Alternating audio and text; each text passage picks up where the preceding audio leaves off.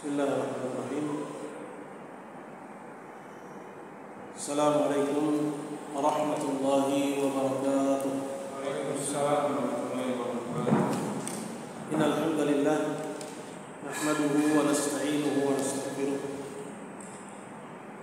Wa na'udzu billahi min shururi anfusina wa sayyiati a'malina. Man yahdihillahu fala mudilla lahu wa man yudlil fala hadiya lahu. Asyhadu an la ilaha illallah wahdahu la syarika lahu wa asyhadu anna Muhammadan abduhu wa rasuluh. Ya ayyuhalladzina amanu taqullaha haqqa tuqatih wa la tamutunna illa wa antum muslimun. Amma ba'du, fa inna asdaqal hadits kitabullah ta'ala wa khairal hadi hadi Muhammadin sallallahu alaihi wasallam wa syarral umuri muhdatsatuha fa inna kulla muhdatsatin bid'ah wa kulla bid'atin dhalalah wa kulla dhalalatin finnar. A'adhani Allahu wa iyyakum minan nar. Ikhwas sekalian dimuliakan Allah Subhanahu wa taala. Marilah pertama-tama kita manjatkan puji syukur kita kehadirat Allah Jalla wa Ala. Semoga salawat serta salam senantiasa tercurah kepada junjungan kita Nabi besar Muhammad sallallahu alaihi wasallam, serta keluarga beliau, para sahabat beliau, dan orang-orang yang mengikuti jejak langkah beliau sampai akhir zaman.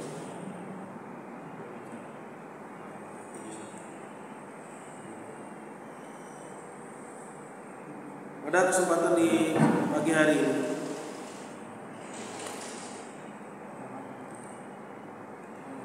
kembali kita akan mempelajari dan mengetahui seputar pokok-pokok Ahlussunnah,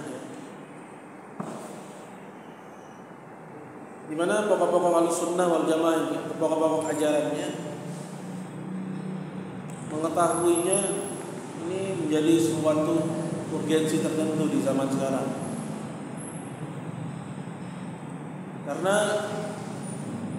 dia tidak cukup seorang itu menjadi sunni, menjadi salafi, itu hanya sebatas klaim. Tidak mudah.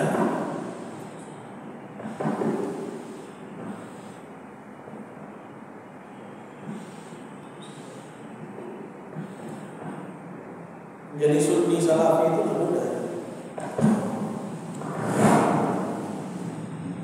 Kami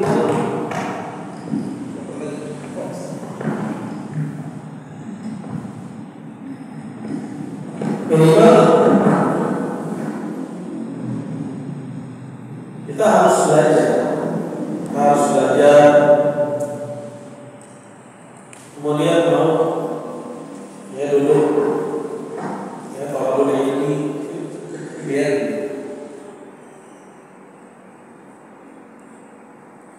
kemudian mau memahami seperti yang dipahami oleh ulama. Jadi kadang-kala memahami kitab sunnah sesuai pemahaman salaf itu memang jadwal. Ketika harus berhadapan dengan satu kondisi, dia tak kuat ya. Dia lebih mengutamakan hawa nafsunya, lebih mendahulukan akal pikirannya. Gak kuat dia untuk bersabar. Padahal dia cuma disuruh untuk dia. Jangan bicara tentang sesuatu yang Anda tidak tahu ilmunya. Kadang orang tak sabar. Perasaan saya, feeling saya,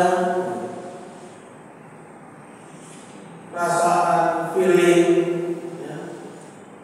perkiraan, sepertinya, pengalaman, itu semua bukan dalam masalah-masalah yang berkaitan dengan perkataan.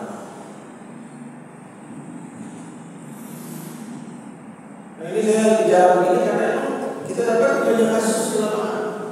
Jadi perlu duduk gitu. Untuk bisa terbimbing itu perlu duduk. Kemudian lihat bagaimana sikap para ulama, ya, yang tenang, yang tidak istijal, tidak tergesa-gesa. Itu mereka bersikap tenang, tidak tergesa-gesa, bahkan mungkin tak mau jawab. Itu tanda ilmu. Ini bukan karena dia nggak tahu, bisa jadi dia tahu, cuma memang ilmunya mengharuskan dia tidak berbicara. Jadi ada keadaan seperti itu kita lihat dari kita bermajlis dengan ulama. Syekh Mukbil itu termasuk ulama yang gak akur sama pemerintahnya waktu itu, Ali Abdullah Saleh presiden.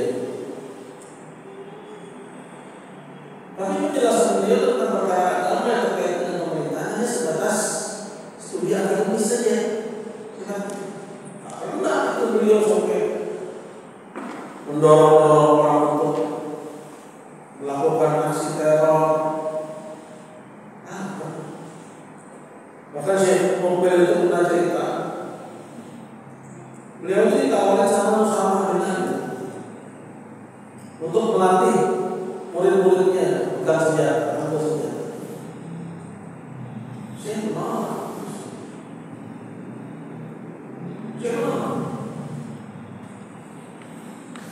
Bahkan saya nggak suka kalau murid-muridnya main senjata, padahal senjata di sana bebas.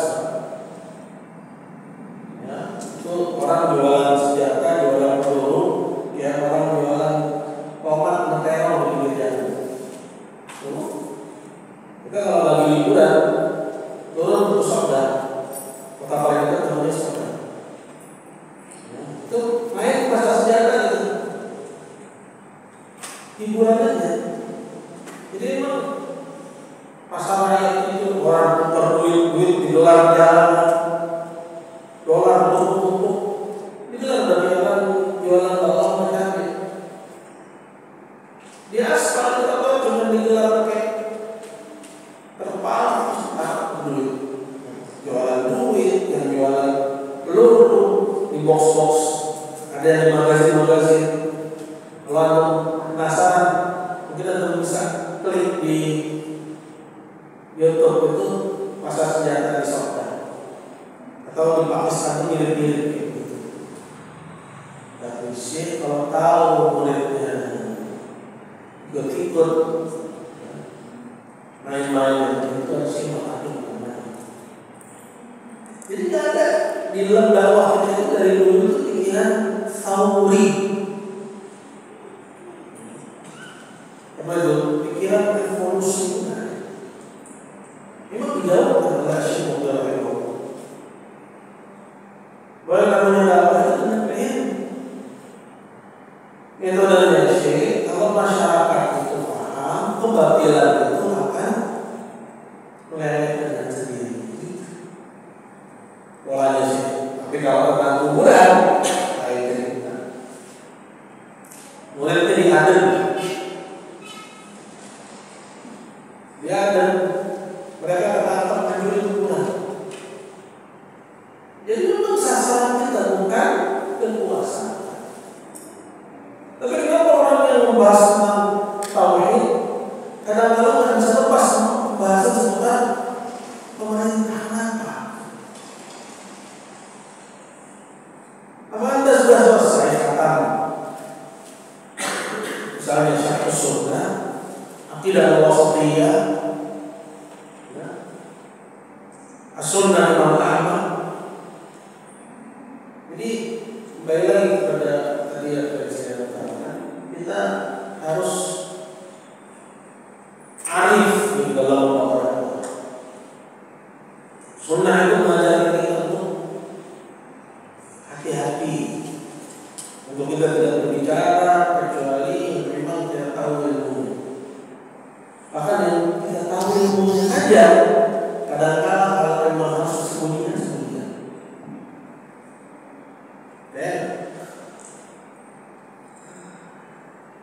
Jadi menyembunyikan suatu ilmu itu bagian dari sunnah. Kita harus tahu. Contohnya, yang paling gampang kita tahu semua udah lewat ya kalau pertama. Ini kalau pertama udah lewat ya. Hadis pertama hadisnya. Hadis semua. Nabi bilang sama umatnya Muhammad, labbaik ya Rasulullah sa'adai. Ketiga kali, labbaik ya Rasulullah sa'adai. Kemudian kata Nabi sallallahu alaihi wasallam, "Atadri ma haqqul ibadah Allah wa haqqul ya wa haqqullah ala kita." Tahu enggak kamu kewajiban hamba kepada Allah dan apa yang akan hamba dapat kalau dia menunaikan kewajibannya? Kata Muhammad Allah Rasulullah. Kemudian kata Nabi, kewajiban hamba kepada Allah mengibadahi Allah dan tidak menyebutkannya dengan sesuatu.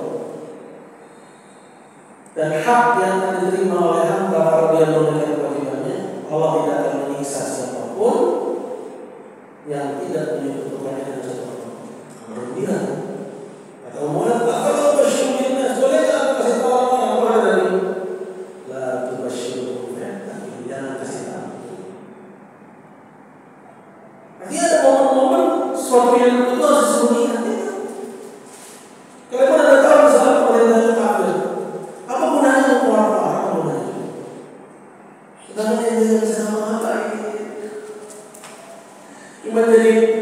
bahan bercandaannya apa saja. Dan manfaatnya dakwah di beredar, ya. Orang takut iltizam, ya dia takut mencurigai. Jadi menyembunyikan sebagian ilmu itu bagian dari sunnah. Contoh lain misalnya, tahu nggak kisah Quraniyin? Di mana datang kepada Nabi SAW 10 ramalan ya dari Quraniyin di tahun-tahun kunjungan. Kemudian mereka kena wabah penyakit di kota Madinah. Kemudian kata Nabi disuruh datangin tempat penangkaran unta-unta sedekah, unta-unta zakat. Disuruh minum air susunya dan juga kencing unta. Akhirnya mereka berobat, minum kencing unta, minum susunya, kemudian sembuh. Kemudian setelah mereka sembuh, itu pengembala untanya yang menjaga tempat penangkaran dibunuh sama mereka. Kemudian unta-untanya dibawa pergi, dirampok sama mereka, sampai ditemukan Nabi, dikejar mereka oleh para sahabat. Kemudian apa hukum Nabi terhadap mereka? Dipotong tangan dan kakinya secara silang dan matanya dicongkel. Kemudian dibiarin hidup di tengah padang pasir sampai mati sendiri. Kejam kan? Ya. Nah di era Hajjaj bin Yusuf terkenal kejam. Itu Hasan al-Basri melarang Anas bin Malik untuk meriwayatkan menyampaikan hadis Qur'ani ini kepada Hajjaj. Kenapa? Hajjaj itu kejam, dikasih lagi hadis ini, tapi kejam. Disembunyikan itu ilmu. Karena apa? Karena masalah. Jadi tak semua yang kita tahu kita cerita. Jadi ada yang dikip, memang itu bagian dari ajaran Nabi SAW. Ya. Nah itu kita dapat dari mana? Dari duduk di hadapan ulama, dari membaca kutub sunnah. Kalau kita ngaji adalah sabar, nanti istijal. Ya. Istijal itu sikap tergesa-gesa, gampang mengambil kesimpulan, itu identik pada orang-orang yang melakukan teror bom itu. Pembenaran atas tindakan mereka itu hanya argumentasi yang sederhana saja. Kalau kita lihat, mereka membunuh kaum muslimin di Ambon di saat hari raya Idul Fitri. Apa salahnya kita bunuh mereka di sini di saat hari Natal? Akhirnya dibom gereja di sana. Proses sederhana itu kalian melakukan tindakan besar. Argumennya, cara-cara mengambil kesimpulannya begitu prematur. Dan tak memiliki kedalaman ilmu, tak punya tindakan yang jelas dalam agama. Mari kita hindari yang seperti itu dengan kita lain belajar.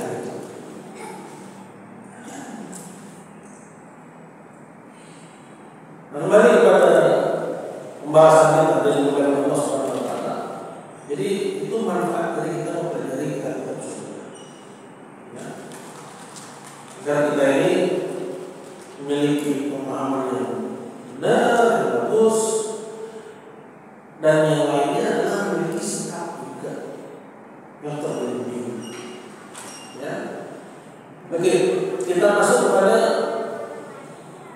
siang hari ini kita bicara tentang masalah takdir. Ini larangan berbantah-bantahan ya. Lebih khusus dalam masalah takdir. Berkata Imam Al-Barbahari rahimahullah ta'ala qala al-kalamu wal jidalu wal khusumatu fil qadari khasatan nabiyyun anhu. Dan pembicaraan serta pembantah-bantahan yang jidal itu berbantah-bantahan, khusumah itu akses dari jidal. Nanti dari pembantah-bantahan akhirnya muncul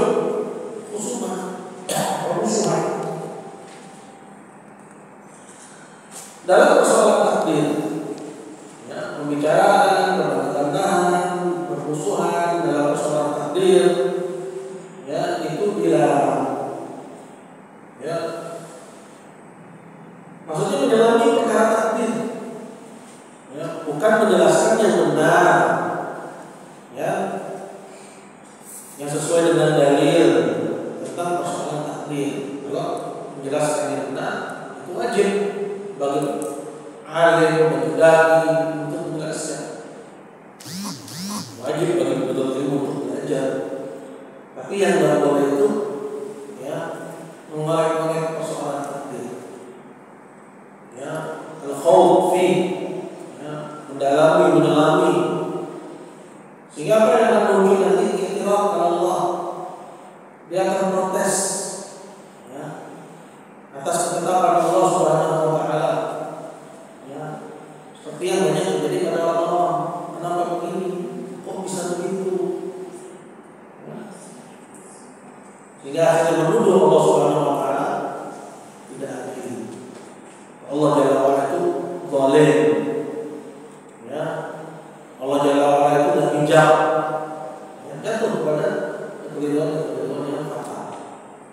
Tapi menjelaskan persoalan takdir, takdir itu ada 4 maratib, ada 4 tingkatan. Ya. Tingkatan ilmu, kitabah, masyiah dan penciptaannya, seperti yang sudah berlalu penjelasannya.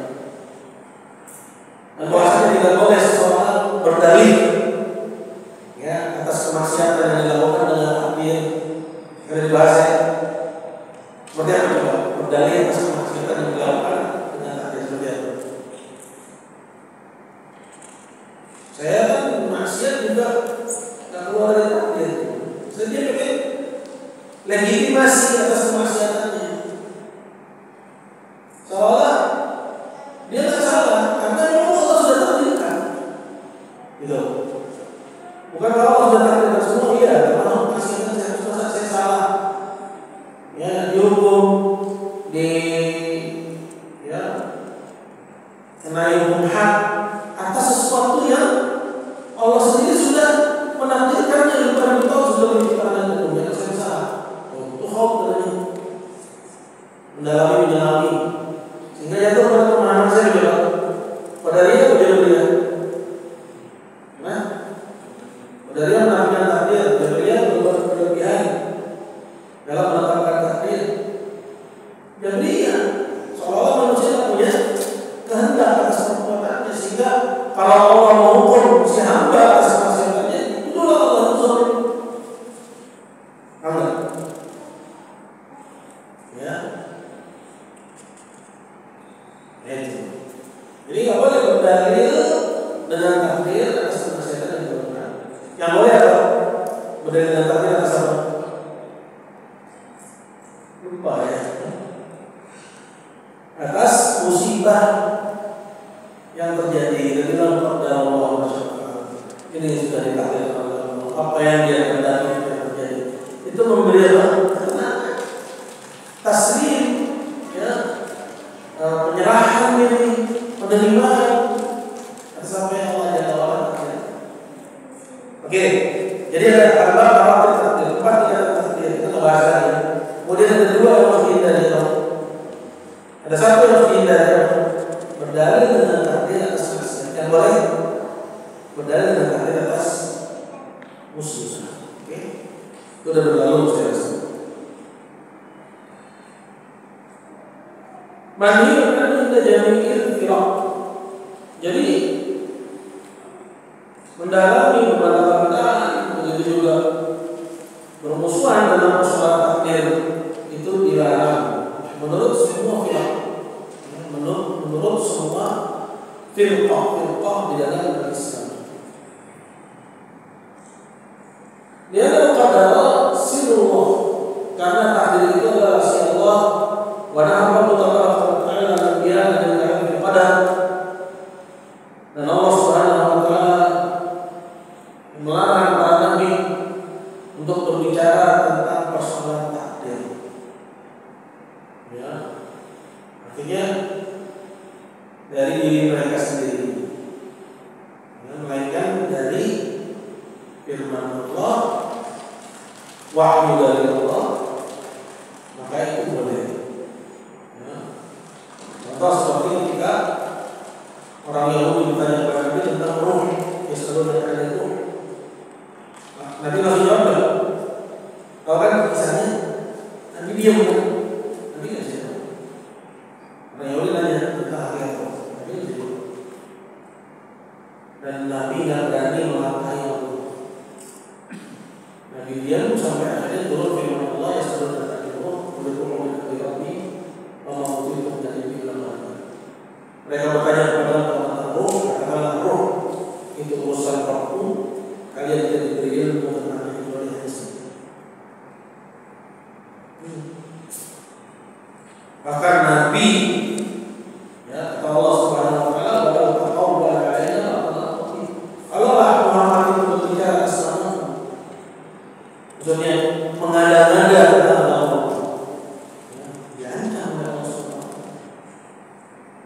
Nabi, maka kita harus lebih hati-hati kalau bicara mengenai ya, jangan seperti warung kopi. Ya, orang-orang yang warung kopi itu semuanya syekhul Islam, semuanya syekhul Islam menurut saya. Tapi bagi saya, padahal topiknya topik agama. Nah, Anda sebagai Muslim jangan gaya itu. Nah, itu biar ada Allah. Nanti kita tanya Ustaz. Ya. Oh, tapi menurut Anda nih, ini begini. Ya udah, seolah memastikan ada bukan dia kompetensi. Jadi seharusnya para peneliti itu jauh dari sifat-sifat. Ya.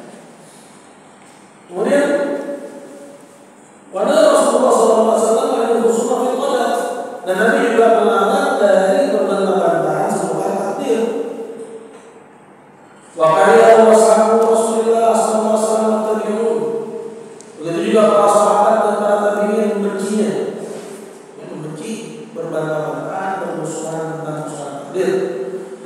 Wakariya ulama wahullah, dan juga para ulama setelah mereka, dan juga orang-orang yang warok. Ya, apa itu warok? Meninggalkan yang boleh, khawatir jatuh kepada yang tidak boleh. Jadi bukan cuma meninggalkan yang haram, tapi dia meninggalkan semua yang meskipun boleh tapi nyepet. Ya, itu yang disebutkan dalam hadis Nabi, "Man ittaqa syubhat faqad istabra'a li dinihi wa irdihi." Barang siapa yang menjauhi yang syubhat, berarti dia telah melindungi agama dan kehormatannya. Man waqa'a fi syubhat waqa'a fi haram. Barang siapa yang terjatuh pada syubhat, dia terjatuh kepada yang haram. Nah, orang yang pertama kali berbicara tentang masalah takdir, ya, itu adalah Ma'bad al-Juhani. Ini pertama kali terjadi di Basra. Jadi kalau anda melihat Sahih Muslim, hadis pertama itu hadis, ya, hadis apa? Hadis Jibril. Ya, tahu hadis Jibril ya? Dimana Jibril datang kepada Nabi lagi duduk dengan para sahabatnya, kemudian menjelaskan tentang agama. Nah, di situ ada mukadimah, ada kronologi cerita. Jadi ada datang kepada Ibu Umar itu, dua orang menceritakan tentang bid'ah yang pertama kali muncul itu di Basra, itu bid'ah al-qadar. Dalam persoalan itu dua kelompok menyimpang. Yang pertama Qadariyah, ini pertama kali muncul. Bid'ahnya adalah menafikan takdir dan mengatakan bahwa semua persoalan itu uluf. Apa itu uluf? Artinya musta'naf, yaitu Allah baru tahu setelah kejadiannya. Jadi nggak pernah ditakdirkan oleh Allah sebelumnya. Ya. Nah, dilaporkan kepada Ibu Umar, kemudian dari Ibu Umar, kalau kalian balik ke negeri kalian, kasih tahu kepada mereka, sesungguhnya Ibu Umar sudah pasti dari mereka. Ya. Nah, Qadariyah itu ada dua golongan. Ada qadariyah bulat, qadariyah ekstrim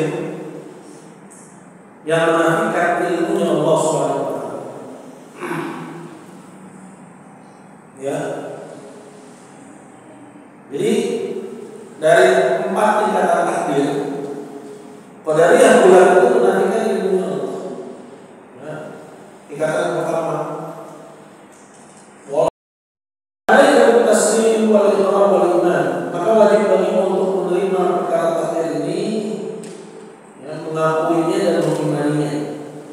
Wa i'tiqadu ma qala Rasulullah sallallahu alaihi wasallam fi jumlatil asya', dan juga meyakini semua yang diucapkan Nabi sallallahu alaihi wasallam seputar masalah ini, ya, semuanya. Wa tasqutu amma siwa dzalik, dan menahan lisanmu dari selainnya. Ini dari hal yang tidak ada dalilnya, ya, kita hadapi itu ya. Ya.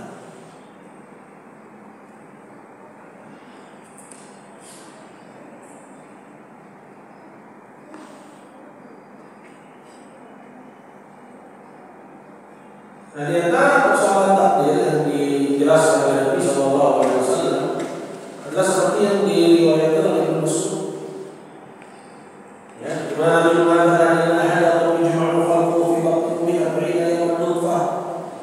Ya, semuanya kalian dikumpulkan penciptaannya di perut ibunya selama 40 hari sebagai air, kemudian 40 hari sebagai segumpal darah, kemudian 40 hari lagi sebagai segumpal daging, kemudian diutus kepadanya malaikat, kemudian ditiupkan oleh malaikat itu atau ditetapkan atas 4 perkara: rezekinya, ajalnya, kemudian, ya,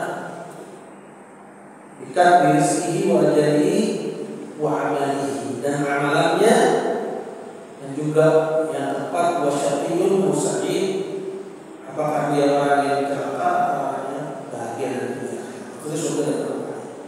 Itu wajib dari ketiga, ya, mengimani bahwa segala sesuatu sudah ditakdirkan. Inna kulla syai'in khalaqnahu biqadar. Semuanya segala sesuatu kami ciptakan dengan takdirnya. Ya, masanya, porsinya, ya, apalagi kadarnya, ya. Semua yang terkait dengan kadar, ya, apakah kadar itu berupa kadar waktu, ya, seperti usia kita, ya, atau kadar itu berupa kadar porsi ciptaan kita, laki atau perempuan, ya, itu kan kadar, ya, asal usul kita, ya, warna kulit kita, termasuk yang, ya, bersama kita ciptakan dengan Allah Azza wa Jalla ciptaan kita, rezeki kita, ya, dan juga yang akan datang dari amalan kita. Ditetapkan bahkan nasibmu di surga dan neraka sudah selesai Allah tentukan. Itu wajib diperhatikan.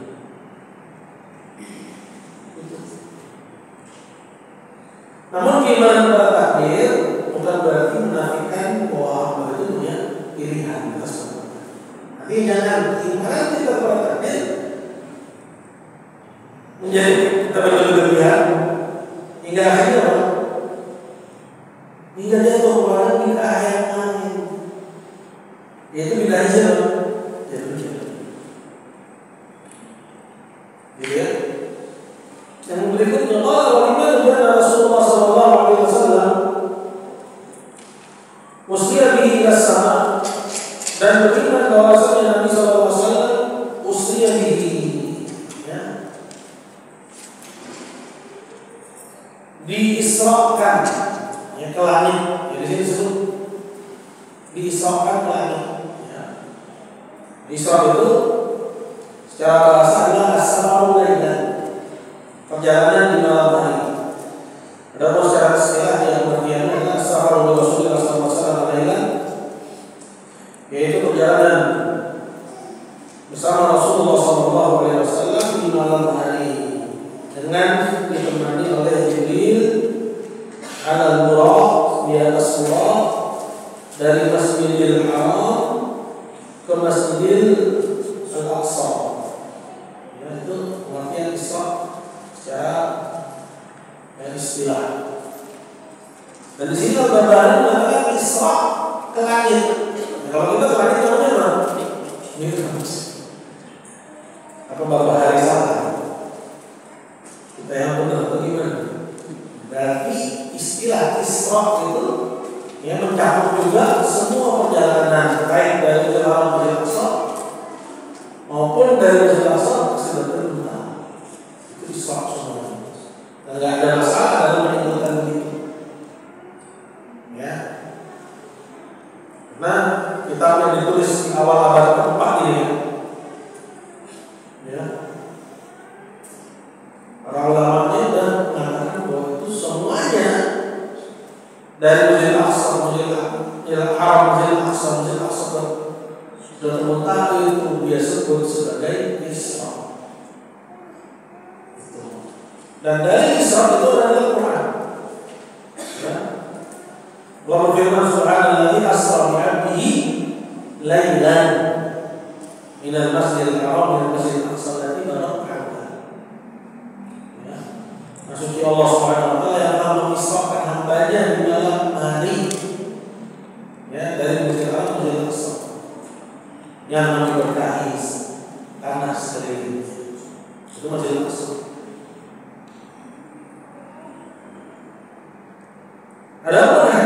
Ada Mi'raj, ya, memang kalau secara bahasa Mi'raj itu jadi dari kata uruj. Uruj itu naik, ya. Nah ini dari hadis lama ulijabi, jika aku di bawah naik, ya. Menyampaikan di situ banyak peristiwa yang beliau lihat, ya, di antaranya ada kaum, ya, yang mereka punya kuku-kuku dari terbang, yang masyhur biha wujuhum muslimun, yang mencari-cari wajah dan juga dada-dada mereka sendiri. Nabi bertanya, mana mereka Rasulullah? Siapa mereka wahai Rasulullah? Kata Jibril, siapa mereka wahai Jibril? Kata Rasulullah kepada Jibril. Kemudian Jibril menjawab, mereka adalah orang-orang alladzina ya'kuluna luhuman nas wa a'radahum, orang yang memakan daging manusia dan kehormatannya. Itu sebagai pembenaran dari firman Allah Subhanahu wa taala tentang masalah riba. Ya. Di mana Allah Subhanahu wa taala mengatakan ayyuhibbu ahadukum an ta'kula lahma akhihi maytan fakarihtumuh. Jadi ibaratkan orang yang melakukan riba seperti orang yang makan daging saudara. Ya. Kemudian Nabi juga melihat ada orang dirobek mulutnya sampai ke tengkuknya, ya, bibir kiri kanannya sampai ke tengkuknya, bibir kiri. Kemudian Nabi bertanya, ya Jibril, saya bertanya Jibril. Kemudian Jibril juga mereka orang-orang yang sengaja berbuka di bulan Ramadan. Jadi diperlihatkan kepada Rasulullah SAW tentang orang-orang yang, ya, disiksa.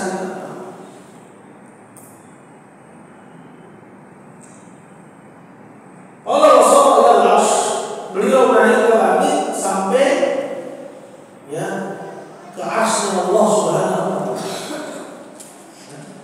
sampai ke arsy, ya. Dan arsy itu sehari kali, ya, sehingga sana raja, ya. Dan arsy itu bukan kursi. Kalau kursi itu apa?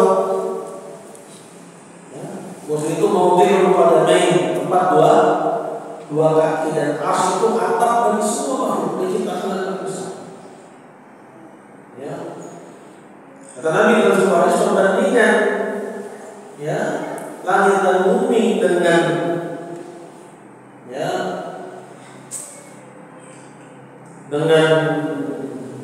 ya, arsy Allah Subhanahu wa taala, ya, dengan kursi. Perbandingan langit dan bumi dengan kursi. bagaikan budak cincin yang dilemparkan di atas perisai. Ya, misalnya sesuai dengan barang-barang yang ada pada waktu itu, ya. Anak pakai perisai, buat cincin dan perisai. Itu perbandingan betapa kecilnya langit bumi dan segala isi dibandingkan dengan kursi Allah. Dan perbandingan, ya, kursinya Allah Subhanahu wa Ta'ala dengan arsy-Nya Allah, ya, itu bagaikan cincin yang dilemparkan di padang yang ada di terbuka. Ini saking besarnya arsy Allah Subhanahu wa Ta'ala. Ya. Dan dalam hadis seperti yang pernah saya sampaikan juga, ada lagi udhinali, diizinkan kepada Allah untuk menceritakan tentang malaikat yang memikul arsy Allah. Di mana berapa? Ini udah sering ya, ulang-ulang. Ada 8 ya. Ya'milu arsy rabbika yawma idhin fawqa thamaniyyah. Antara anak telinga dengan pundaknya malaikat itu burung terbang dan satu titik-titik lain konsumnya dengan besar. Itu baru dari anak telinga. Nah, ini ada 8. Bisa bayang bagaimana besarnya ya arsy Allah, dan Allah akbar, lebih besar daripada itu semua. Dan dia ada di atas arsy. Ya kan? Bagaimana dahsyatnya Allah kita Subhanahu wa Ta'ala. Dan akidah kita, ya, bagaimana yang dinukil dari para salafus saleh, bahwa Allah Subhanahu wa Ta'ala berada di atas arsy. Peristiwa itu adanya ada 3 di sini. Ini kalau dulu saya sebut 2, ya. Jadi kalau dalam bahasa Arab ada 4. Ala wa tafa'a wa sa'ida wa sa'ara. Kalau dalam bahasa kita itu cuma bisa diambil 2. Ala wa sa'ida wa tafa'a itu maknanya sama-sama naik. Istaqara artinya tinggal. Jadi maknanya 2 dalam bahasa kita, naik dan tinggal. Namun terdapat dalam kutub sunnah lain, ya, keterangan bahwa Allah Subhanahu wa Ta'ala duduk di atas arsy. Jadi kita pakai semua duduk. Ya. Yang namanya istawa, ya, bahasa Arab juga mengandung makna duduk, istawa. Litastawu ala dhuhurihi. Ya, ketika Allah berfirman tentang apa? Naik ke atas punggung, ya, kuda. Litastawu ala dhuhurihi, atau unta. Ketika orang naik ke atas punggung kuda atau unta, duduk kan ya? Duduk. Maka termasuk makna istiwa itu duduk. Dan bukan hanya duduk, bahkan Allah Subhanahu wa Ta'ala mendudukkan Nabi Muhammad SAW di atas arsy-Nya bersamanya. Itulah apa? Nah, ini kita tetapkan juga, ya, termasuk bagian dari iman tentang persoalan al-arsy. Persoalan al-arsy hingga akhirnya Nabi pun sampai ke arsy. Wa kallallahu tabaraka wa ta'ala. Dan Allah Ta'ala pun berbicara kepada Nabi SAW. Wa dakhala jannah, dan Nabi juga masuk surga. Wa qala ila an-nar, dan juga Nabi melihat kepada neraka dan kepada penghuninya. Wa ra'a malaika, dan Nabi juga melihat malaikat Allah di sana.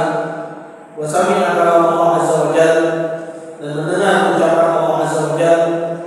Wa nusyrat lahul anbiya, ya, nusyrat itu artinya dijajarin di hadapan para nabi yang telah lalu. Wa ra'a suradiqatul arsy wal kursi, dan, ya, Nabi pun melihat suradiqah. Kalau kita lihat suradiqah itu semacam kemah untuk bernaung. Tapi mungkin maksudnya bayangan dari arsy dan kursi. Kalau di situ diartikan apa? Ayun. kalimat perlu kita detailin ya. Di payung, kemah itu kan memiliki makna yang kurang lebih sama ya, seperti menaungi. Ya. Soalnya kalau payung berarti dia ada bentuk lain gitu. Tapi kalau bayangan berarti dia dari ars dan kursi. Gitu. Tapi kalau disebut payung atau disebut kemah berarti ada hal lain gitu kan, di samping kursi dan di samping ars lagi payung. Jadi ada keterangannya kita butuh dalil kalau tidak. Ya. Coba kita lihat keterangannya Syekh Al-Fauzan gitu.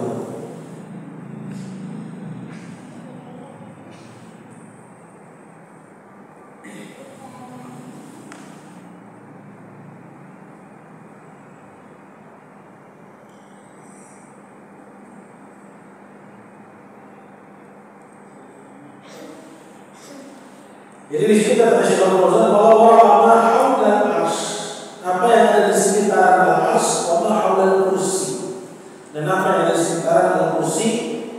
Kemudian beliau bilang ini, wa huma makhluqatan azimatan a'zamul makhluqat wa ma haulahuma.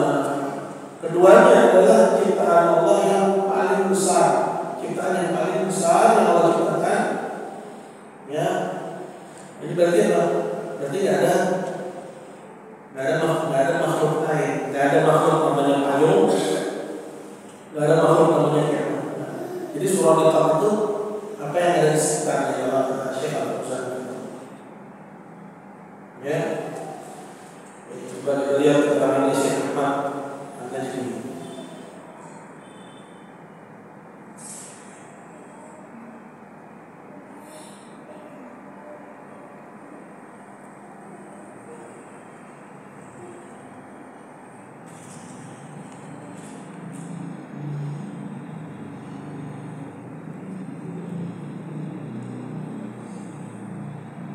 Baik, Syekh Ahmad An-Najmi secara spesifik bicara tentang ini. Baik, kemudian wa jami'a ma fis samawat, dan Nabi juga melihat semua yang ada di langit, wa ma fil ardi, dan semua yang ada di bumi, fil yaqadhah. Dan ini juga bagian dari akidah bahwa Isra-nya Nabi itu dalam keadaan terjaga dan bukan mimpi. Rasanya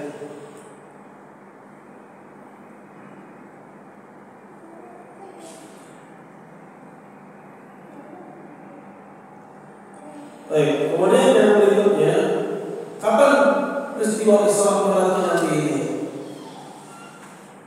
Yaitu saat Allah wajibkan apa? Sholat. Dan kapan diwajibkan sholat? Pada tahun 10 kenabian.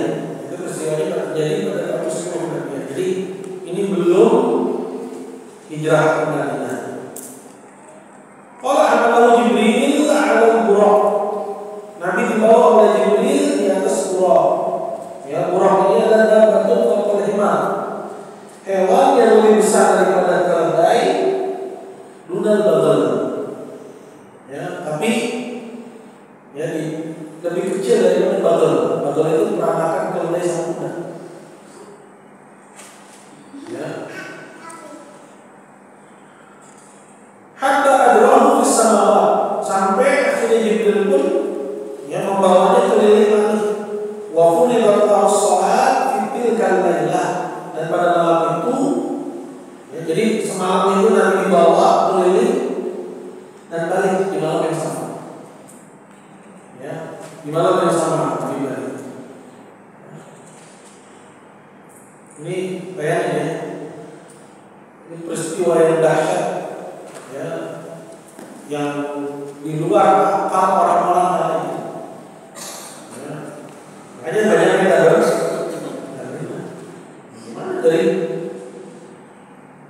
dari Mekah menuju Palestina, ya enggak sampai 1 malam. Bahkan kurang, terus naik ke Sidratul Muntaha. Ya. Begitu belum ada pesawat terbang juga pasti ya 2 jam mungkin.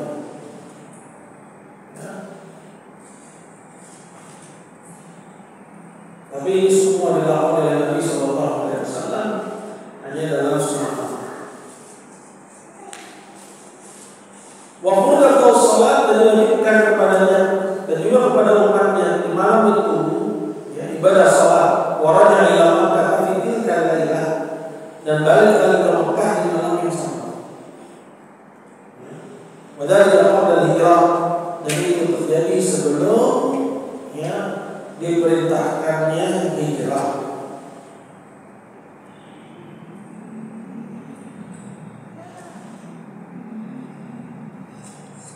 Dan kemudian pada keimanan terhadap Islam Nabi ini sebenarnya juga menjawab keraguan orang-orang tentang Allah di mana, ya.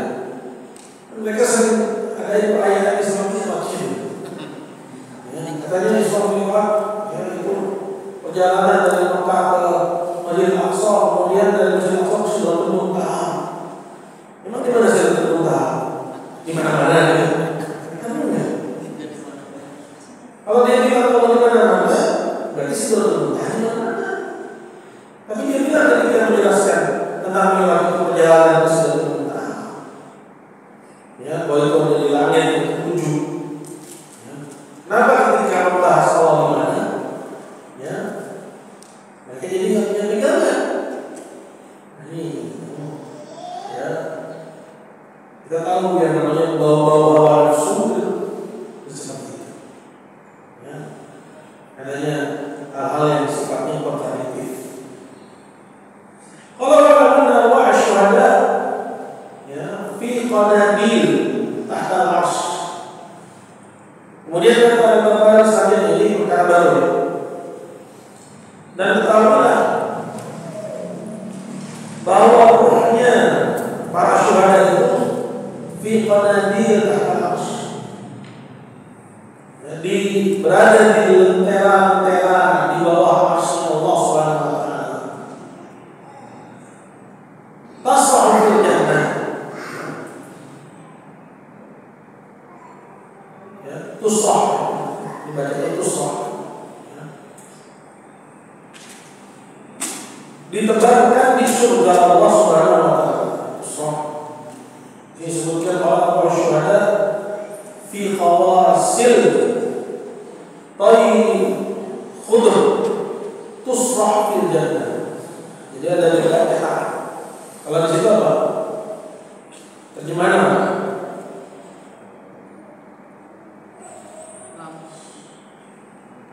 Lampu-lampu yang bergerak. Apa?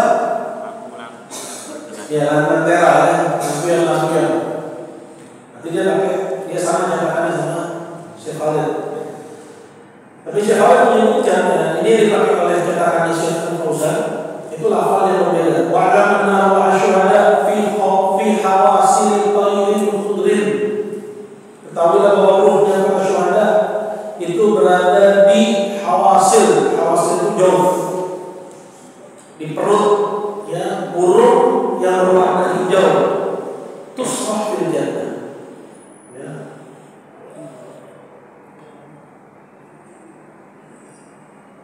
Tusrah itu kalau kita bilang tusrah aja ditebar di surga. Berkata Syekh Fauzan, "Fa ruhal biha." Fa ruhal biha yahya al-insan wa yataharraku wa yudrak wa yadruk. Sirrun min asrar Allah azza wa jalla.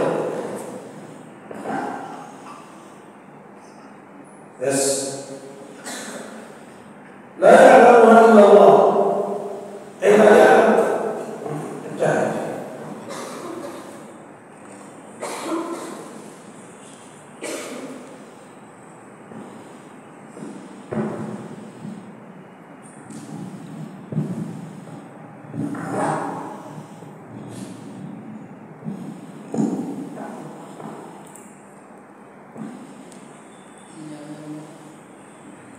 Baik, di sini Syekh bicara tentang hakikat roh. Ya, makanya kita nggak perlu masuk ke situ. Cuma di sini ada perbedaan. Ada yang mengatakan bahwa yang dimaksud dengan roh di sini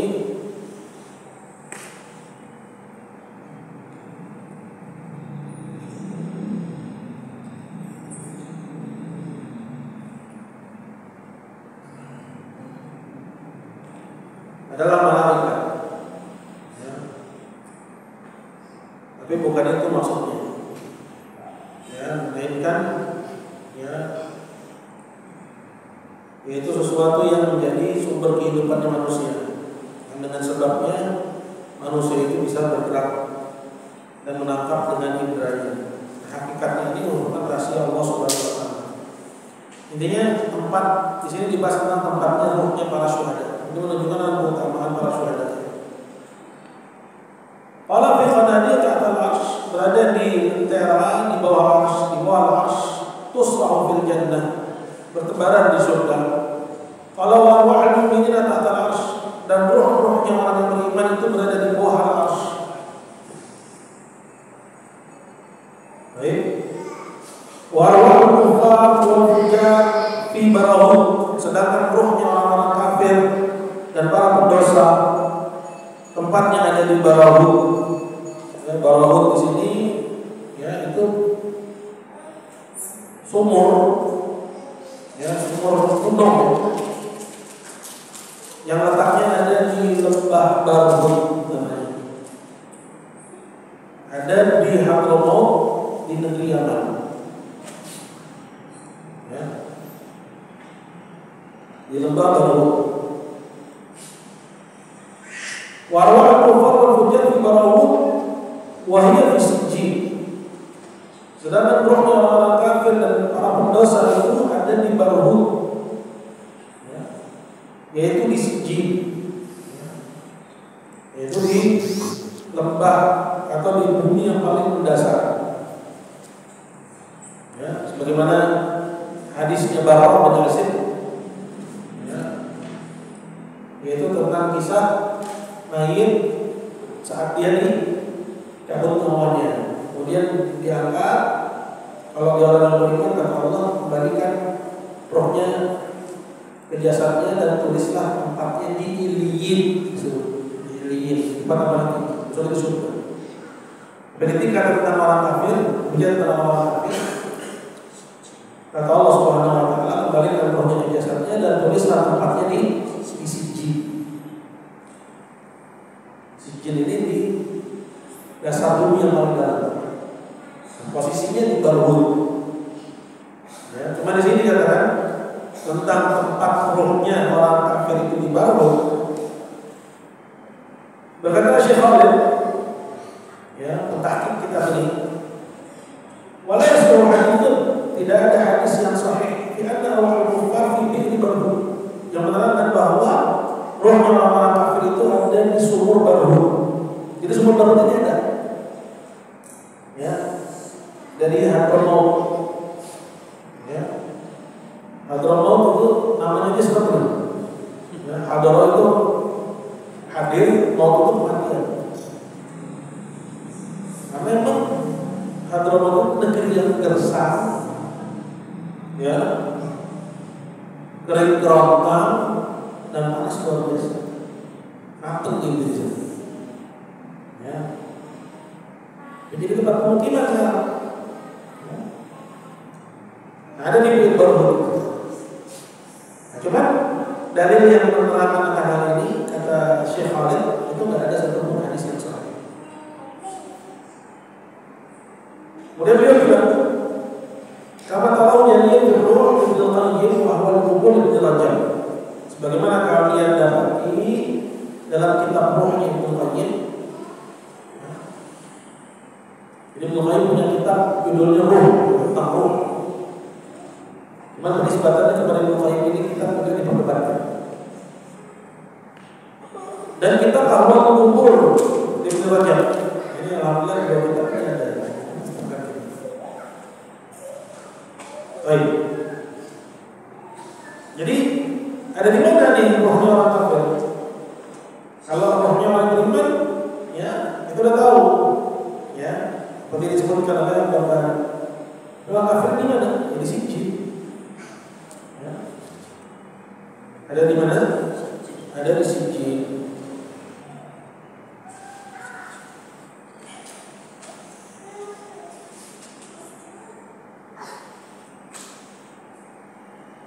Nah, di sini juga dikatakan oleh Syekh Ahmad An-Najmi Lakin orang ada asarun fi sanadihi majhul. Memang ada asar yang menyebutkan itu. Tapi dalam sanadnya ada orang yang tidak dikenal, yang meriwayatkan dari Abdullah bin Amr. Dakar tadi kan mu'allim. Informasi ini disebutkan oleh Syekh Khalid. Jadi Syekh Ahmad ini senior sebenarnya. Dibandingkan dengan Syekh Khalid Bandari ini junior. Tapi dia ngambil manfaat dari kitab junior. Dan itu biasa, ya dalam disiplin keilmuan. Untuk lalu dikatakan oleh Syekh Ahmad was-sahih ma akhbarallahu azza wa jalla. Jadi cukup yang Allah kabarkan aja. Dalam Al-Qur'an dalam surah Al-Mutaffifin, kalla inna kitabal fujjar lafi sijjin. Ini tempatnya orang kafir itu di mana? Di Sijjin. Sijjin itu apa? Itu kalimat mubalaghah minas sijjin. Jadi bentuknya sigha mubalaghah dari sijjin. Sijjin itu apa? Penjara. Membawa wangian yang biasa ditaruh buat mayit, ya, yang berasal dari surga. Kemudian yang zilulahi malakul maut. Jadi ini nunggu, posisinya nunggu malaikat ini. Kemudian turun kepada si mayit malakul maut. Ya. Kemudian malakul maut itu berkata kepada si mukmin yang menjelang mati ini, "Ukhruji ayyatuhan nafsul thayyibah." Keluarlah kamu wahai jiwa yang tenang. Maka keluarlah rohnya seperti keluarnya air minti istitoh, seperti keluarnya air dari mulut teko, halus gitu ngalir.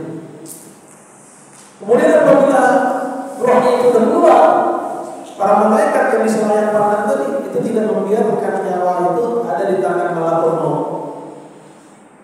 Segera diambil dan dikafani dengan kafan dari surga dan dikasih hanut dari hanut dari surga. Terus dibawa kemana? Dibawa lagi, ya, sampai ketemu sama Allah. Kemudian Allah bilang, untuk kita tidak di ilyin, tulislah tempat buat hambaku ini di ilyin, kemudian kembalikan rohnya ke jasadnya. Dan ketika rohnya dikembalikan ke jasadnya, datang kepadanya dua malaikat, ya, yuqidani yang mendudukkannya, menanyakan malaikat. Jadi nomor dari hadis. Jadi kubur yang cuma 2 kali 1, ya, yang kayaknya kita tidak bisa ngapa-ngapain, di situ kita bisa duduk, karena alamnya udah beda. Kita duduk di situ, dan itu realita yang kita semua, ya, OTW, ya, ke situ, ya kan? Kita kan menghadapi masa-masa itu. Cepat atau lambat kita akan, ya, dapati, ya, peristiwa tersebut. Jadi ini berdasarkan hadisnya, ya, Barra bin Azib. Wa yusallallahu bir-ruh hatta yas'alahu munkar wa nakir 'anil iman wa syar'ihi. Dan Allah kembalikan rohnya kepada jasadnya hingga akhirnya dia pun ditanya oleh munkar dan nakir. Ya. Menanyakan kepada tentang iman dan syariat-syariatnya. Ya. Tapi kita tahu bahwa yang ditanya di situ berdasarkan hadis Barra cuma 3. Man rabbuk wa maninu wa nabiyyun. Adapun orang yang beriman, ketika dia menjawab, ya, maka dikatakan dari langit, ya, ansadaqa abdi, bahwa hamba ini telah jujur, ya, faflishuhu minal jannah, kasih dia mebel, ya, kursi itu dalam bahasa sekarang itu mebel, ya, kasur dan segala perlengkapannya dari surga, ya, waftahulahu baban ila jannah, dan bukakan pintu ke surga sehingga dia mendapatkan wanginya, sejuknya, dan diluaskan umurnya sejauh mata memandang. Tadi ini cuma 2 kali 1, jadi seluas-luas. Tapi kalau orang kafir, maka dia akan bilang hal-hal dari sampai itu anas dan kulun hal apa aku tidak tahu, aku dengar orang ngomong begitu, aku cuma dengar begitu kan.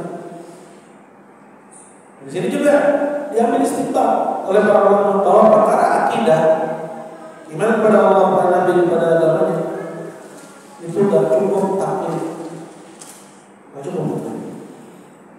Jadi orang harus cari tahu tentang kebenaran. Ya, kenapa?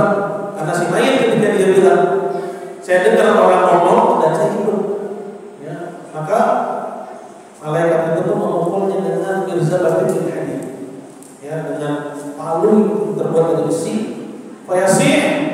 Lalu si mayit pun teriak dengan teriakan yang hanya bisa didengar oleh hewan. Kalau manusia mendengarnya langsung pingsan, saking ngerinya teriaknya. Ya, kemudian terdengar suara dari langit dan kata tadi, hambaku telah berdusta. Maksudnya berdusta aku. Fafrishuhu minan nar, kasih dia mebel dari neraka dan buahkan pintu ke neraka sehingga dia mendapatkan panasnya, baunya, busuknya, dan disebutkan kuburnya sampai ya berantakan tulang-tulang. Jadi kalau kita gali kubur masih ada nutup, Pak. Karena kita lihat lah ini kan belum di satu titik, gitu ya.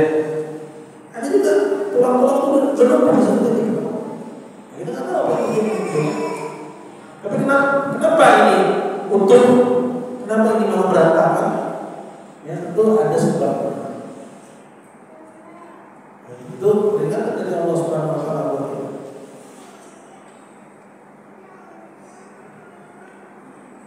Adapun persoalan yang lain selain tiga hal, karena di sini disebut ada iman wa syar'i, ditanya tentang iman dan syariat. Apakah seorang mayit nanti akan ditanya tentang persoalan agama yang lain? Kalau melihat kepada dalil, enggak.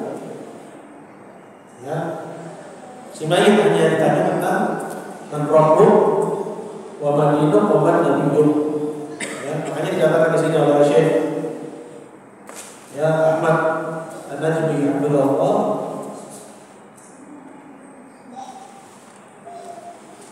ada laisa alaihi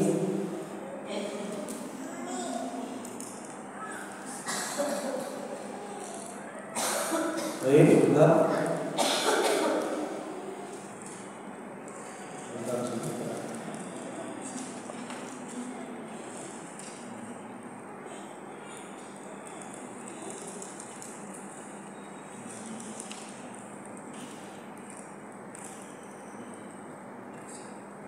Kata Syekh Ahmad An-Najmi Abdullah, la a'rifu syai'an min as-sunnah yadullu 'ala su'al an furu'il Islam wal iman. Aku tidak mengetahui sedikit pun dalil dari sunnah yang menunjukkan adanya pertanyaan tentang furu'ul Islam wal iman, tentang persoalan syariat. Ya, itu nggak ditanya. Melainkan cuma usulnya, yaitu tiga hal tadi, ya, man-rabbuk wa man dinuka wa man nabiyyuk. Baik. Qala thumma tusallu ruhuhu ila alam. Kemudian dilepaslah ruhnya tanpa rasa sakit. Wa ya'rifu al-mayyit az-za'ira ila atah. Dan mayit mengetahui siapa yang mengunjunginya apabila dia dikunjungi. Ya. Jadi juga kita butuh keterangan para ulama.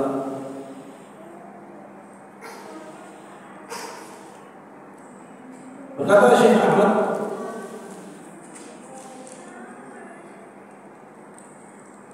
wa fi sihhatihi khilaf. Ya. Ini tentang bahwa mayit itu mengetahui siapa yang mengunjunginya. Ini hadis yang berbicara tentang masalah ini, keabsahannya diperdebatkan.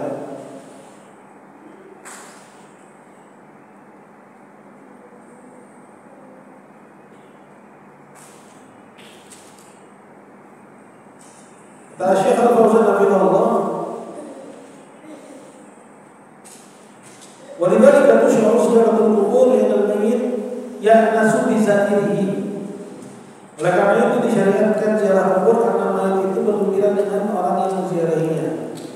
Ada min umuril barzakh, ini termasuk dari perkara barzakhiyah. Nahnu la naqulu fi umuril akhirah wa umuril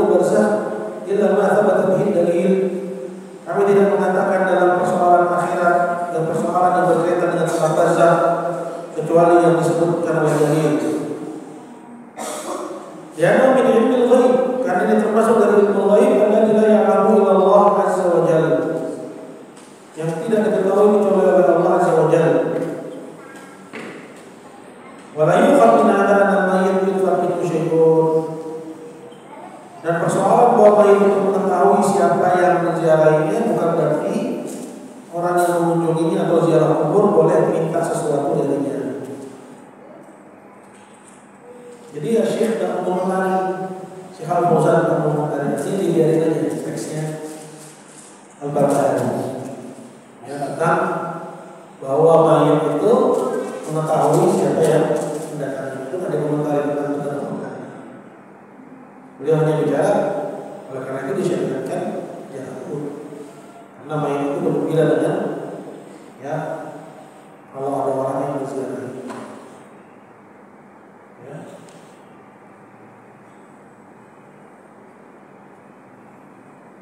قال وينعم في القبر المؤمن ويعذب الفاجر كيف شاء الله. Dan si mukmin diberi nikmat oleh Allah Jalla wa Ala di kuburnya, ya, dan si kafir ya disiksa, ya, kama syaa Allah Taala, bagaimana sesuai kehendak Allah Subhanahu wa Taala.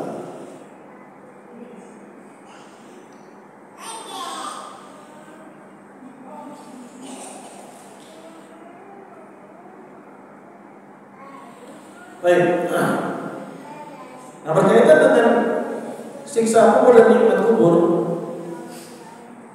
ini itu tergantung kepada bagaimana dia dalam menghadapi fitnah kubur itu. Fitnah kubur itu apa? Soalul malaikaini lil mayyit, pertanyaan malaikat kepada mayit yang nanya 3 hal tadi. Ini disebut dengan fitnah kubur. Kalau dia bisa jawab, maka dia dapat nikmat kubur. Kalau dia nggak bisa jawab, maka dia dapat siksa kubur. Berarti kita ambil pelajaran dari situ bahwa nikmat surga dan siksa neraka, ya, itu antara kita dengannya itu dekat, ya, karena prosesnya cepat. Kita tidak dihalangi dari nikmat surga dan siksa neraka kecuali apa yang menghalanginya? Kematian ini. Sedangkan kematian siapa yang tahu? Ada yang tahu, bisa jadi sebentar lagi, berarti sebentar lagi surga, sebentar lagi kita. Nah, kita perhatian sama apa yang kita ucapkan, apa yang kita lakukan. Harus penuh perhitungan. Kemudian persoalan menjawab pertanyaan malaikat yang dikubur. Ya, Allah Jalla wa Ala berfirman, "Yutsabbitullahu alladziina aamanu bil qawli tsabiti fil hayatid dunya wa fil akhirah." Wa yudhillu Allahu adh-dhalimin wa yaf'alu ma yasha. Kata Allah, Allah mengokohkan orang-orang beriman dengan ucapan yang kokoh di kehidupan dunia dan di kehidupan akhirat. Dan Allah menyesatkan orang-orang zalim, dan Allah memperlakukan si zalim itu bagaimana dia. Nabi SAW menafsirkan sendiri ayat ini. Kata beliau, ya, bahwa ayat ini berbicara tentang fitnah kubur. Apa maksudnya? Bahwa Allah SWT mengokohkan orang yang beriman untuk menjawab pertanyaan malaikat. Itu makna dari ayat itu.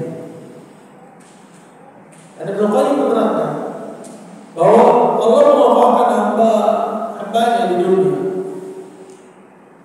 Itu maksudnya dikokohkan dia di atas kalimat tauhid, kalimat la ilaha illallah. Tidak terkena syubhat, ya, atau kalau ada syubhat dia bisa menampiknya, itu butuh ilmu. Tidak juga terkena syahwat, ya, kalau ada syahwat dia bisa mengkontrolnya dengan keimanan. Jadi iman dan ilmu ini penting bagi seorang, ya, ilmu yang cukup untuk menangkal syubhat, iman yang cukup untuk menangkal syahwat. Nah, orang yang kokoh selama hidupnya di atas kalimat la ilaha illallah, dialah yang kokoh nanti ketika, ya, menjawab pertanyaan dua malaikat itu. Jadi nggak ada gunanya Anda hafalin sekarang Rabbi Allah, Muhammadiyun dinil Islam, Muhammad Nabi Muhammad, nggak ada gunanya. Karena yang bisa menjawab adalah mereka yang dalam kehidupan dunia itu kokoh di atas iman dan ilmu. Nggak sampai sini? Ya. Jadi kalau tanya apa yang didapat sama itu dalam kubur? 3. Ya, itu apa? Fitnah kubur, kemudian nikmat kubur atau siksa kubur. Ya, ada 3.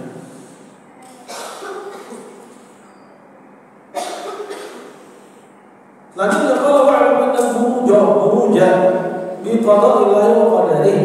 Ketahuilah bahwasanya al-buruj itu dengan ketetapan qada dan qadarnya Allah. Di situ buruj diartikan apa?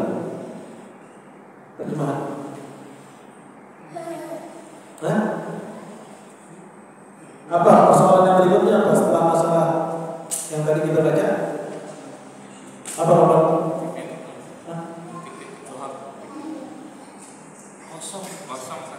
Kosong. Loh, coba lihat. Aneh. Belum bisa ditarik. Tidak bisa diterjemahkan. Loh. Ya paling enggak dia lihat syarah para ulama loh. Titik-titik dengan orang dan Allah. Iya. 65 suatu kata tidak bisa saya telusuri bacaan. Letak sih. Iya kok.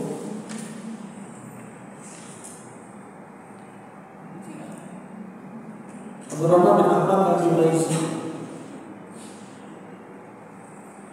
Ya carilah di sumber yang lain.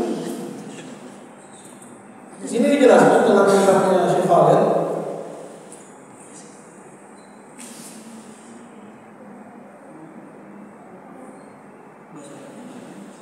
Yang dimaksud dengan buruj adalah ajal wal amal, ya ajal dan umur. Bahwa ajal dan umur itu biqada'illahi wa qadarihi, ya adalah sesuai qada dan qadarnya Allah Subhanahu wa taala. Nah, tapi dalam cetakannya Syekh Ar-Raji'i itu beda lagi. Dalam cetakannya Syekh Raji'i, ya, kata beliau bahwa asyarru wal khair, ya, badala al-adal wal amal. Maksudnya kebaikan dan keburukan. Ya, jadi ada beda nuskhah. Ya, jadi untuk memastikan itu merujuk kepada manuskrip yang biasanya, ya, itu kerjanya mentahqiq. Maka di tahqiqnya Syekh Khalid di sini disebutkan satu jannatil faqrah fit ta'.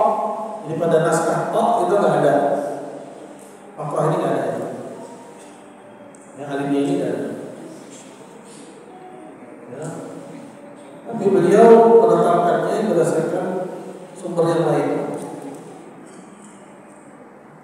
Dan beliau menjelaskan yang dimaksud dengan al-buruj adalah al-ajal wa al-amal. Ajal dan umur. Itu ditetapkan dengan qada dan qadar Allah Subhanahu wa taala.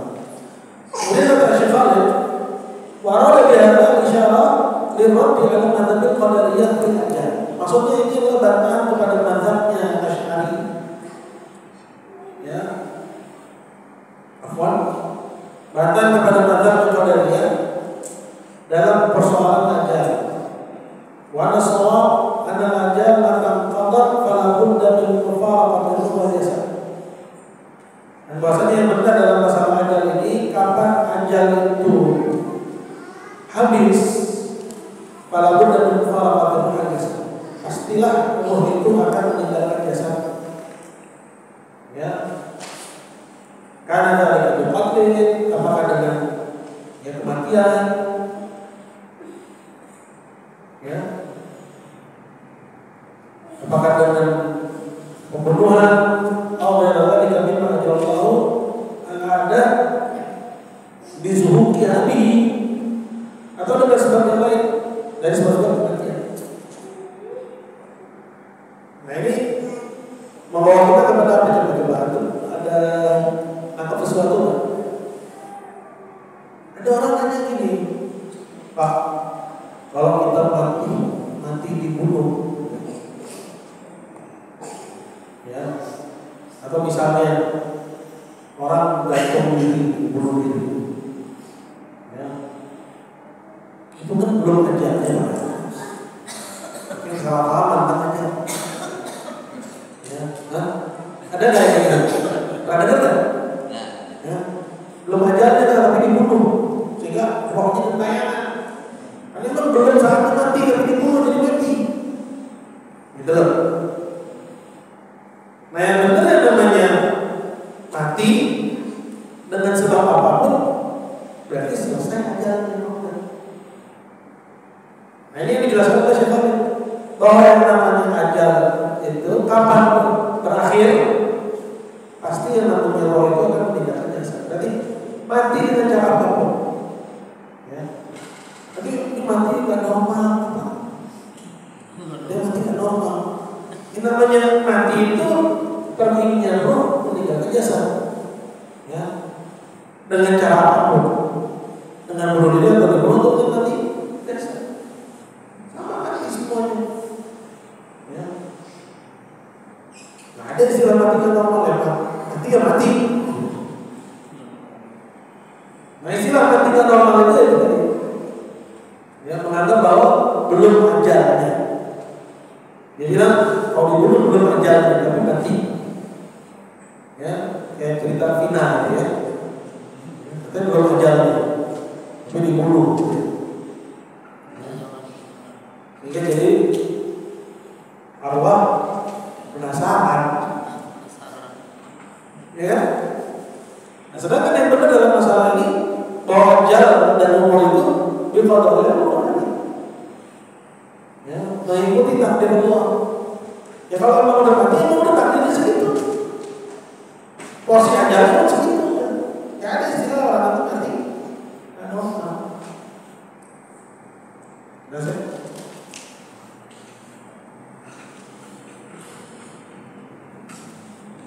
Allah Nabi Allah Taala berkata kepada Musa bin Imran yaum al-Tur. Dan juga Ahlussunnah beriman bahwasanya Allah Taala dialah yang berbicara kepada Musa bin Imran. Ya, di hari ketika Allah memanggil Musa ke Bukit Tur.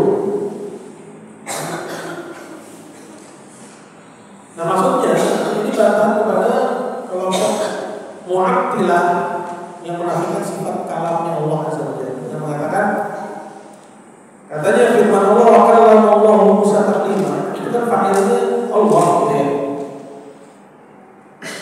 Subjeknya itu Allah. Allah berbicara kepada Musa. Dia bilang ini bukan Allah yang berbicara, tapi Musa yang berbicara kepada Allah. Tujuannya untuk menafikan sifat kalam dari Allah. Mengatakan Allah itu tidak berkata-kata.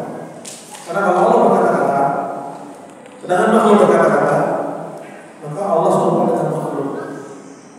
Karena orang Yahudi itu menafikan semua sifat dari Allah Subhanahu wa taala dengan alasan mengandung makna tasybih, mengandung makna perumpamaan dengan Allah Subhanahu wa taala. Gitu ya. Tapi yang benar bahwa Allah yang berbicara kepada Musa. Wa Musa yasma'u min Allah kalama, dan Musa mendengar perkataan Allah.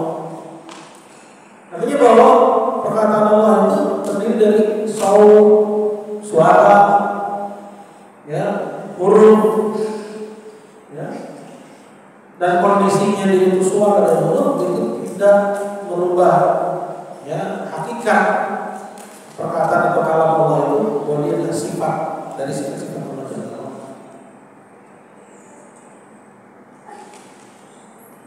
Yasma' min Allah kalam bi sautin waqa'a fi nasamihi.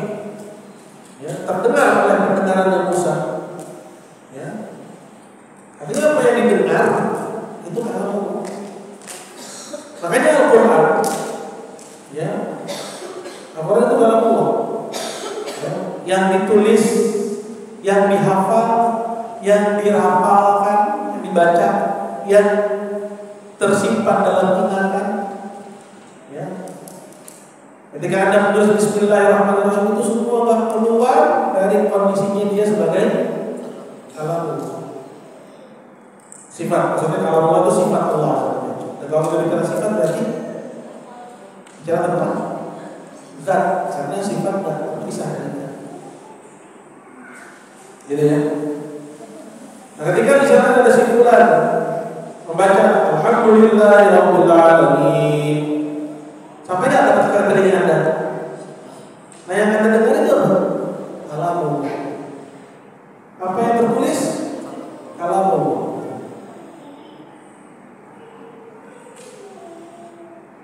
Waqa'a fi masami'i minhu la min ghairihi. Terdengar di pendengarannya Musa dari Allah, bukan dari selain Allah. Ini bantahan kepada orang-orang Jahmiyah, ya, yang mengatakan bahwa Allah Subhanahu wa taala yang menciptakan ya sesuatu, kemudian dijadikan sesuatu itu mengungkapkan untuknya. Ya. Kalau Anda pusing, saya jawab pusing. Ya, saya cuma menyampaikan ya redaksinya saja. Ya, karena memang begitu yang namanya filsafat. Ya, sulit itu. Ya.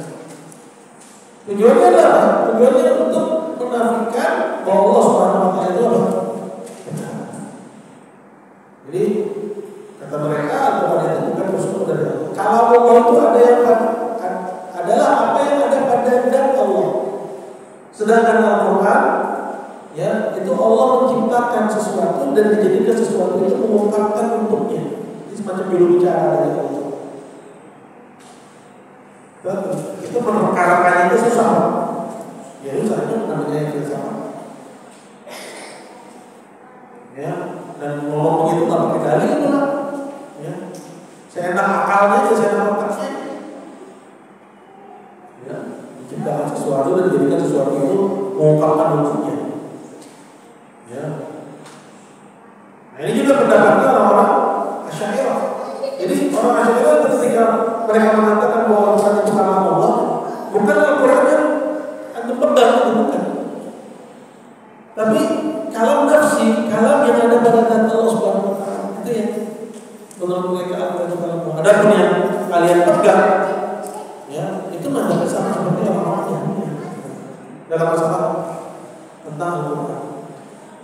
Nah, makanya di sini dikatakan oleh Imam Al-Barbahari, minhu la min ghairihi. Al-Quran itu bersumber dari Allah, nggak lagi bersumber dari selainnya. Artinya Allah nggak pakai menciptakan selainnya, kemudian menjadikan selainnya itu mengungkapkan untuk dirinya. Tapi langsung dari Allah sendiri. Jelas? Nggak jelas apa itu? Karena emang yang itu susah dibukti. Yang bersama susah. Nah, jelas ya?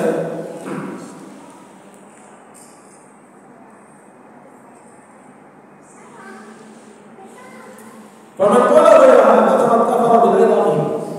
Barang siapa yang mengucapkan selain ini, ya, maksudnya selain bahwa Allah berkata-kata kepada Musa, misalnya dikatakan yang berkata-kata bukan Allah, tapi Musa, gitu ya, dalam rangka menafikan sifat kalam, atau menafikan Al-Quran kalam Allah, ya, dengan mengatakan bahwa Allah menciptakan selainnya, kemudian dijadikan selainnya mengungkapkan untuk dirinya, ya. Nah, ini nggak benar. Yang benar bahwa Al-Quran itu bersumber dari bukan dari selainnya, tapi bersumber dari siapa? Dari Allah. Min kepada Allah, dari Allah yang bersumber kepada Allah yang kembali. Ya, yang diambil banyak ini kita bicara tentang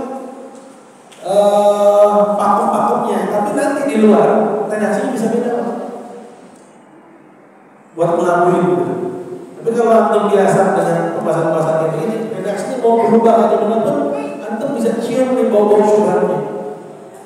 Oh, ini mirip-mirip Qadariyah nih, gitu kan? Oh, ini mirip-mirip Asy'ariyah, mirip-mirip Jahmiyah nih, gitu.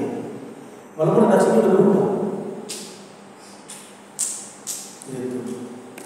Jadi akidah Ahlussunnah tentang kalam Allah, juga tentang Quran, bahwa Quran itu dari Allah, bukan dari selain Allah. Siapa yang bilang dari selain Allah?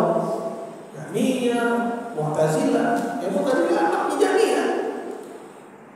Ya. Cucunya Mu'tazilah Asy'ariyah. Gitu. Asy'ariyah itu cucunya Jahmiyah. Gitu.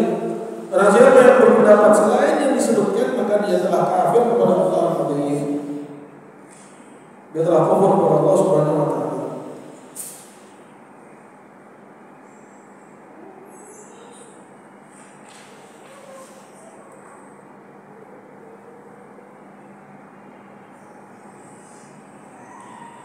Di sini ada kesimpulan yang pernah saya tulis ya, saya baca dulu.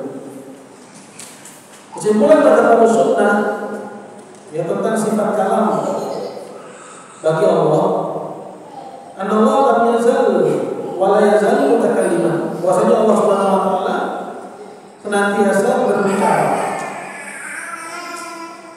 Tapi sifat kalam bagi Allah itu ya dia dzatiyah dari satu sisi, fi'liyah dari sisi yang lain. Dzatiyah artinya enggak akan datang satu masa di mana Allah jadi bisu. Dia akan tetap ada pada diri Allah. Tapi Allah berbicara kapan dia mau dan kenapa dia mau. Karena kalau misalnya manusia ngomong aja terus, itu sempurna atau kurang? Kalau dia nggak bisa ngomong, sempurna atau kurang? Kurang. Ya sempurna apa? Kapan dia mau bicara dia bicara, kapan dia nggak mau bicara dia nggak bicara. Gitu ya? Dia sempurna pada makhluk dan Allah lebih pantas untuk menyandangnya. Semua yang sempurna bagi makhluk Allah gitu. Ya. Ada Al-Qur'an ini kata Syaikhul itu ibaratun an kalamillah, ungkapan dari kalam Allah. Jadi bukan kalam Allah. Ya, itu Syaikhul ungkapan, dibilang ungkapan dari kalam Allah. Bahasanya dalam bahasa Arab ibarat. Ya. Kalau kata Karomiyah ya ibaratun kalamillah hikayat dari kalam Allah. Jadi bukan Quran itu bukan kalam Allah, tapi hikayat dari kalam Allah. Sedangkan kalam Allah itu dia ada pada zat Allah seperti sifat hayat pada diri Allah sendiri. Mesir kurang ya, beraba-raba. Sebenarnya jadi saya bilang bahwa Asy'ariyah Karomiyah ini itu kan anaknya Jahmiyah, ya. Makanya dia bilang kata Karomiyah sama Asy'ariyah, Quran itu ibarat atau hikayat dari kalam Allah. Kalau kata Jahmiyah, Allah menciptakan sesuatu pada Allah menciptakan ya sesuatu pada selainnya, pada selain dirinya. Kemudian menjadikan sesuatu itu mengungkapkan untuk diri. Jadi kan menurut mereka sifat kalam itu, menurut Asy'ariyah itu sifat kalam itu seperti sifat ayat yang ada pada Allah. Jadi Allah tidak berkata-kata.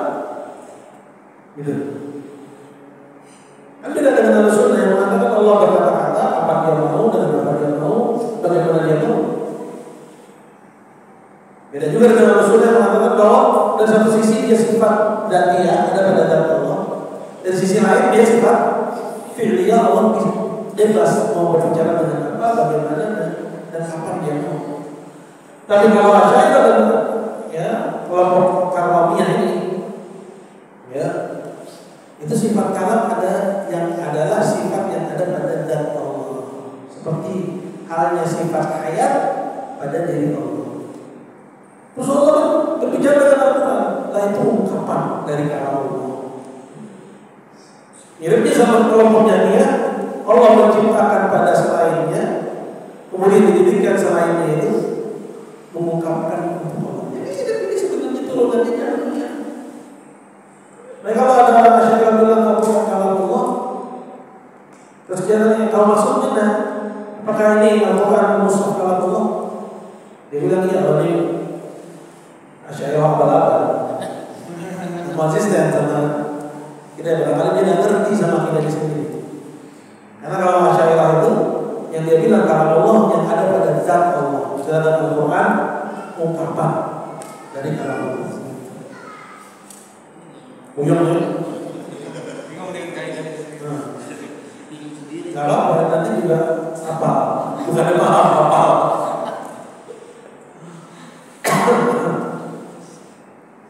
Baik, udah ya. Dan insya Allah nanti kita masuk pada persoalan al-aqlu maulud, bahwa akal manusia itu ya terlahir bersama dengan lahirnya manusia. Jadi akal itu bawaan ya lahir, dan dia berkembang bersama dengan berkembangnya ya sejarah tadi. Ya, ini akan menyinggung tentang persoalan akul batin, ya, atau yang lebih dikenal dengan ya pikiran alam bawah kuasa. Ya, kalau kata Syekh Al-Fauzan, ya dengan keawamannya beliau ya, karena beliau mungkin kayak begini kan bisa ya, karena mereka sesuatu bisa berinovasi ya, sampai ya kita nggak tahu bagaimana arah perkembangan ya, jangan orang bebas berpikir, apalagi di barat. Syekh dengan keawamannya beliau tanya tentang akul batin. Akul batin itu berasal dari apa? Dari pikiran alam bawah sadar. Kata Syekh, yang namanya akal yang batin, kita nggak bisa lihat akal kita. Tapi itu jawaban yang paling benar. Ya, karena semua teori tentang pikiran alam bawah sadar itu ya berasal dari ilmu filsafat ya, yang nggak ada ya sumber keterangan di dalam Al-Quran dan Sunnah dan tidak bisa dibuktikan dengan ilmu pengetahuan sekali. Ya, itu cuma khurafat yang dicari-carikan kebenaran. Khurafat ya, disebut dengan pikiran alam bawah sadar. Insyaallah pertemuan yang akan datang. Baik, kita bertanya.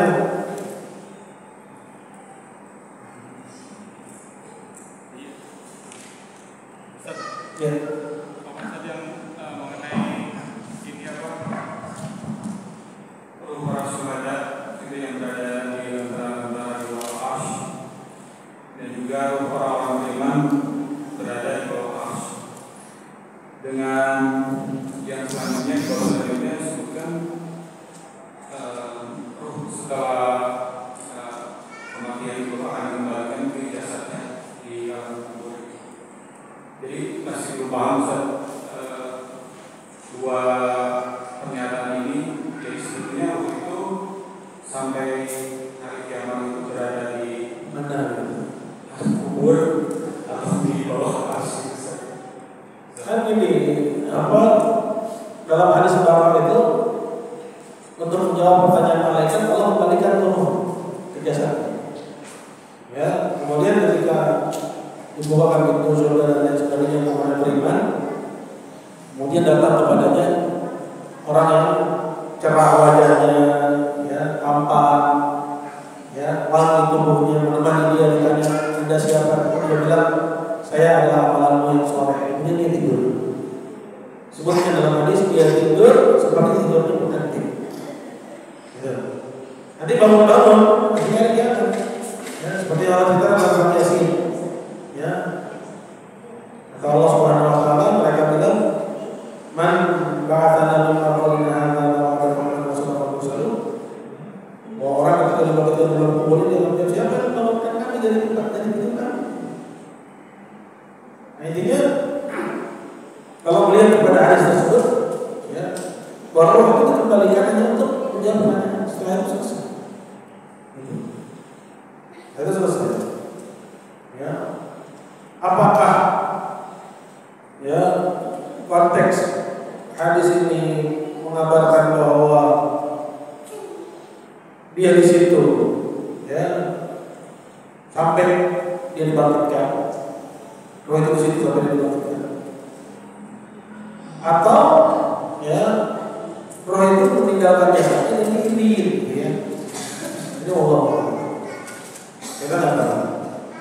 Tapi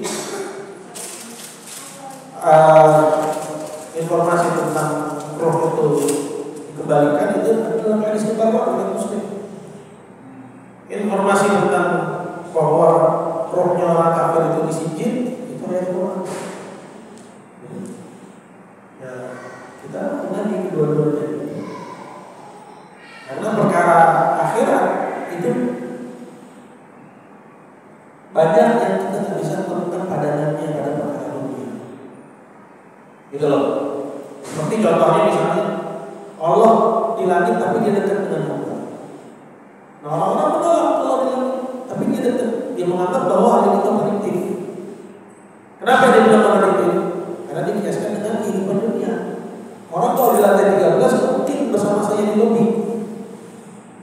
Gitu. Kalau dia kiaskan dengan bersama saya, tapi ini perkara karena ini Allah bisa dekat bersama dengan itu dia bilang ada iman itu dulu. Begitu juga mungkin kalau kita kiaskan dengan perkara dunia, yang mana yang sih roh sebenarnya ada di kubur apa di dirinya? Kita terima aja dulu.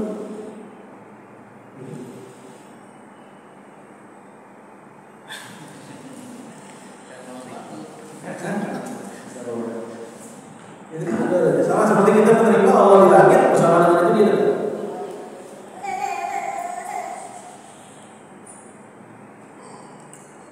Ada lagi?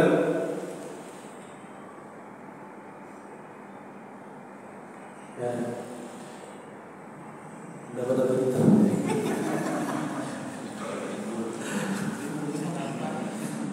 Tapi wajib ya, pertanyaan itu wajib ya pada tempatnya.